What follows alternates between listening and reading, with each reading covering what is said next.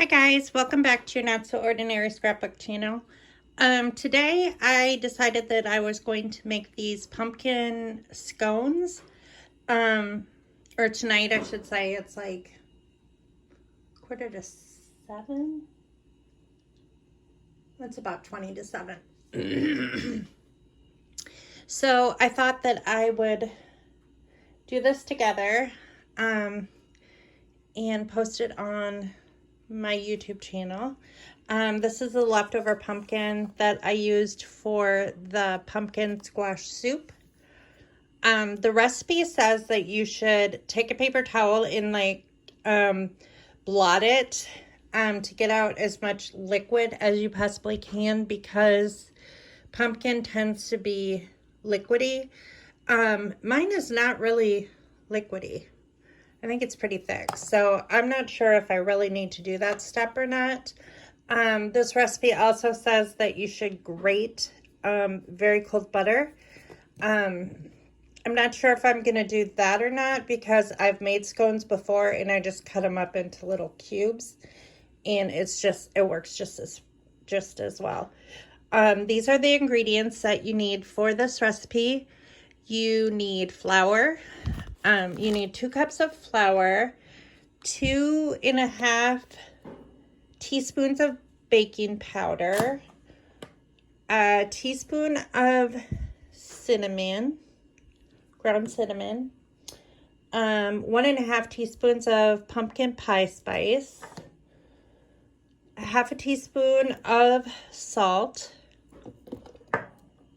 1 stick of butter, 1/3 a cup of heavy whipping cream, and then you also need 2 tablespoons of heavy whipping cream to brush over the scones before you put them in the oven.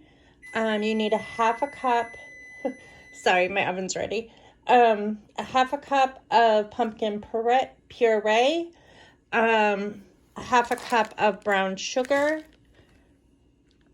a teaspoon of vanilla, which I still need to get out of the cupboard, and some cinnamon sugar to sprinkle over top. So I'm going to get started putting this together. Basically, you put together the dry ingredients first, and then in a smaller bowl, and you grate the butter, or you cut up the butter and you mix it with the dry ingredients. Then you mix the wet ingredients and you add that to the dry ingredients, and then you mix it all together. You flour your hands, you pat it into like a round circle, and you put it on a parchment paper lined baking sheet, and then you cut it into like pie shapes, and then you stick it in the oven for how long? 18 to 20 minutes. So I'm going to get started doing the dry ingredients, and I will come back and then I will show you how I do the wet ingredients and so forth. Hi guys, so I now have all the dry ingredients in the bowl, and I'm going to cut up the butter and add it to the bowl, and then I'll show you what it looks like after I get the butter in the bowl. Now there's not really a non-messy way to make scones. You're gonna get your hands dirty. The best way to mix scones, I think, is to do it by hand. So my hands are clean, and I'm just going to mix the dry ingredients with the cold butter. Once the butter is incorporated, it's going to give off like a grating texture, and it's going to look somewhat like this. I'm going to mix the wet ingredients together, and then I will show you what that looks like. So then you're going to just whisk this all together. The brown sugar goes in the wet mixture, so you just mix it. I just use a whisk it all together, and then you'll pour it into your pumpkin mixture or your dry ingredients, and then you'll combine that.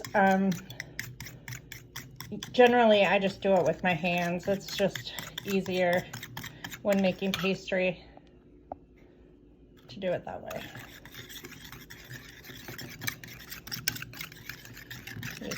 fine.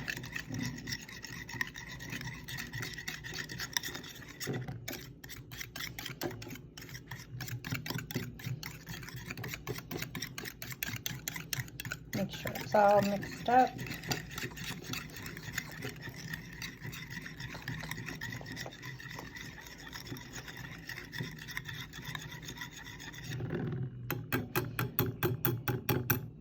And Marble Island like helps me out a little bit because it allows the metal bowl to spin. Okay, so I got that in. And then you can begin by just like tossing it with the spoon, and then as a dough starts forming, you might want to start using your hands. And then when you form it into the circle on the parchment paper, you're going to want to make sure that your hands are floured so the dough doesn't stick to your hands.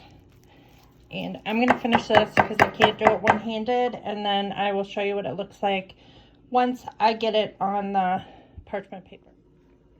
Once you have it patted out into a circle, then you want to take a knife, a sharp knife, and you want to cut it into pie triangles.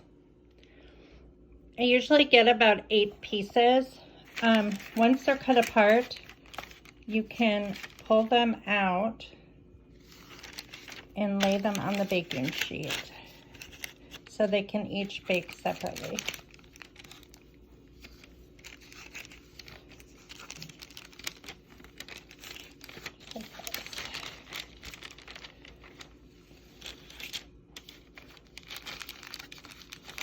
I have baked them together before. It's fine. They usually pull apart fairly easy, just like rolls. But if you wanted to have like a crunchy edge, you can separate them like this. They're usually like a little bit crunchy on the outside and then like very, very tender and cake-like on the inside, or bread-like, I should say. So that is that. And now I need to get my pastry brush them with heavy whipping cream, and then sprinkle cinnamon sugar on before I throw them in the oven.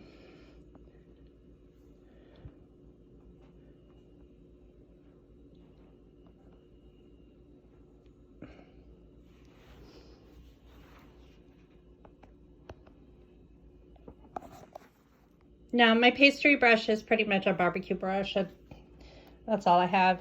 I don't know if there's a difference or not, but in my house, it serves both purposes.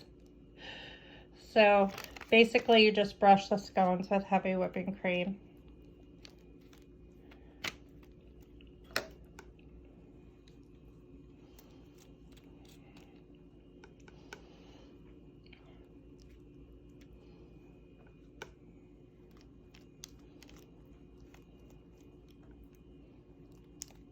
These really don't take very long to make. I think they take about 15 to 20 minutes to make.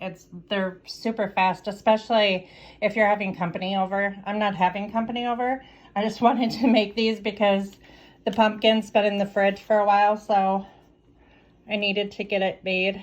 I'll probably have 1 scone for dinner tonight, but I'll probably save the rest for tomorrow for breakfast or whatever, so everybody else in the family can have them. Everybody likes pumpkin scones, so it'll be a good quick breakfast for tomorrow anyways. Ethan's getting a tattoo tomorrow. His appointment's at 10 a.m. and so he's gonna need something to eat before he goes. He's never had a tattoo before, so I don't want him to get like nauseous or anything like that. I kind of figured he would probably want one pretty soon since his brother just got one not long ago. Ethan tends to do everything that his older brother does. It's funny. And sometimes even like younger. Most of the time it's younger than when his older brothers did it. Just because he's just the youngest brother, you know, competitiveness. So, okay. So then last of all, I am going to sprinkle cinnamon sugar on top. This is just a ready-made mix. You can make your own. but I just had this on hand, so I generally keep this on hand for like cinnamon toast if somebody wants that. So okay, so I'm gonna stick this in for 18 to 20 minutes, and then I will take them out and you will see the finished product. Hi guys, the scones are done. So all I have to do now is make the maple glaze, and then I'm going to drizzle that over top. I'm gonna put these on a plate, and then we should be done.